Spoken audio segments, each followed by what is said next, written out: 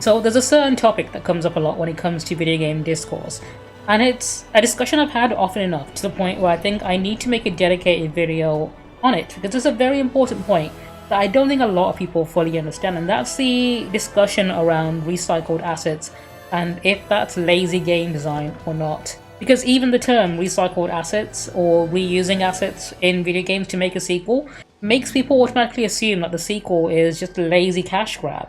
And there are definitely examples of that being the case, but I want to make an argument for the fact that some of the best games we have in the industry are games that are made from entirely or partially reused assets, animation, sound effects, maybe even entire games that are just reworked into something completely new and different.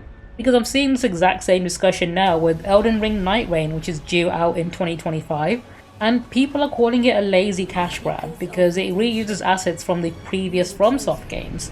And a lot of people have already written it off as something that's going to be cheap, lazy, and maybe not even fun to play. Now, the game isn't out yet, I have no idea if that's the case, but I want to put forward an argument using examples from the past that recycled assets don't automatically mean the game is lazy. In fact, I think a lot of it comes from people not fully understanding how games are actually developed, because a lot of game designers use things like asset libraries in order to speed up the whole production of the game in the first place. And having an existing library to work with from your previous work really streamlines the whole process. But it's just negative perception we have around using previous work to build something new that I think really hurts the industry, and I think we need to dispel a few myths around it.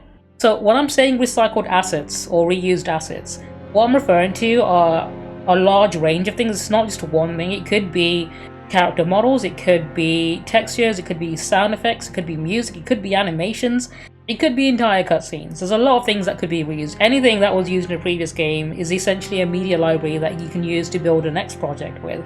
So it's a very nuanced thing, and not just, copying and pasting your previous work and passing it off as something new, which is the misconception I think a lot of people have. Because there's a massive advantage to reusing previous work, because it saves you a lot of time, effort, and money that would have gone into building those assets from scratch. And one of the big problems some game studios have had are when they are completely naive enough to build from the ground up their own assets, library, and even game engine sometimes to make a project that then doesn't deliver or meet expectations, and then all of that work is essentially wasted because they'll never be used again. Because game development is a huge investment in time and money, and those resources are definitely something you don't want to be wasting. And considering the industry has had a history of abuse in practices like crunch culture, I think it's unfair for us to put such a negative light on the reuse of video game assets to save on time and help developers actually produce quality products. Like, you don't have to reinvent the wheel every single time you want to make something, right? But I think people get so detail-oriented like that, they think they need to do it in order to be something groundbreaking. But when you look back at some of the best games we've ever had, the majority of them used pre-existing assets. I think the most famous example would have to be Majora's Mask, which is a sequel to Legend of Zelda Ocarina of Time that was made in approximately a year using all the assets they had left over from Ocarina of Time. And in fact, they managed to save so much time they would have had dedicated specifically to acquiring assets and creating assets.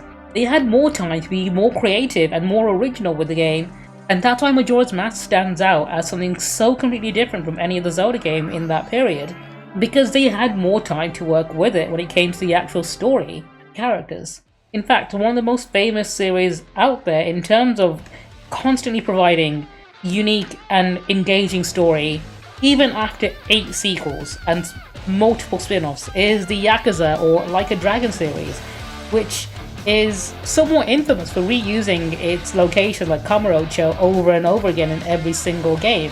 But by cutting the amount of time they would have spent on level design and asset creation, they were able to dedicate a lot more time with the game's writing and mini-games and making that world feel lived in.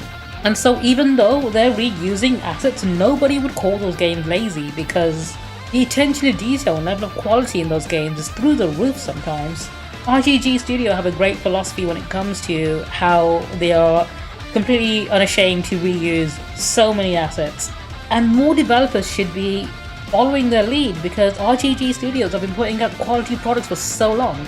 But I do think there is a good amount of ego involved in the whole not wanting to reuse assets as well, because sometimes developers want to make something that's entirely their own, and in my opinion end up wasting a lot of time and money doing things like building entire engines and assets from the ground up just for one project, only for it to be never used again unless, I don't know, maybe for like a pachinko machine's cutscenes later on. But those are just most well-known examples. There are some examples that people probably wouldn't have even thought of. One which comes to mind is the Dark Souls series. From Software have been known to reuse things like animations and sound effects in their games, and not everyone knows this. Dark Souls 3 uses the exact same animations and sounds as Dark Souls 1 did. But by saving time and not having to get new assets for every little thing, From Software would spend more time dedicated to refining the combat in those games, and that's why by the time we get to Elden Ring, it's one of the best games out there. And it's why I'm confident Night Rain is going to be a very good game, because people act like Night Rain is the first time they've seen From Software reuse assets, when the truth of the matter is they've been doing this from the very start. You just haven't been able to notice it because you don't pay enough attention to it. Because I don't think anyone out there has noticed the fact that every time your sword hits something in any of those games, it's the same sound effect being played. Or whenever you emote to other players, it's the same animations as Dark Souls 1.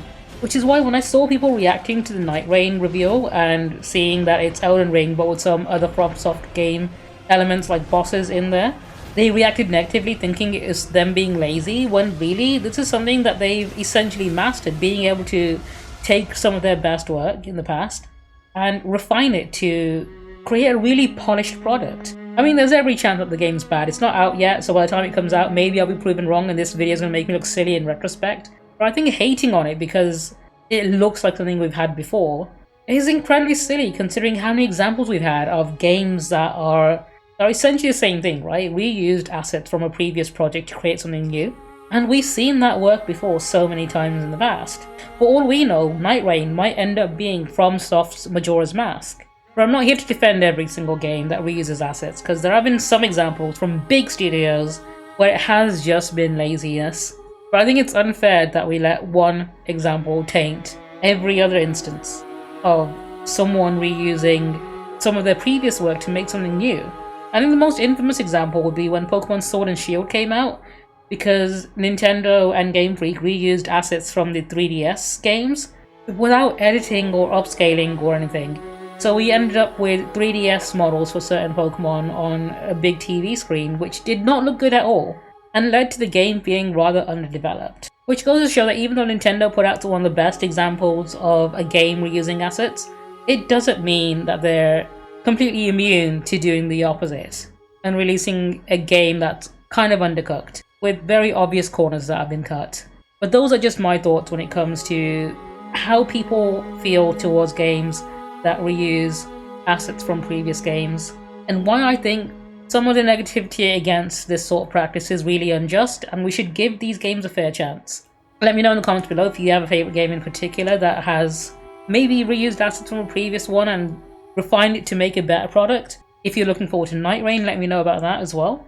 Be sure to like, comment, subscribe, all that stuff. I'm still working my way up on this channel, and I hope I get 1,000 subscribers by the end of this year if I can, or even sooner. I also live stream on this channel, so if you want to chat with me directly when I'm playing any games, feel free to pop by any of my streams and say hi, and hopefully I'll see you in the next one. Sayonara.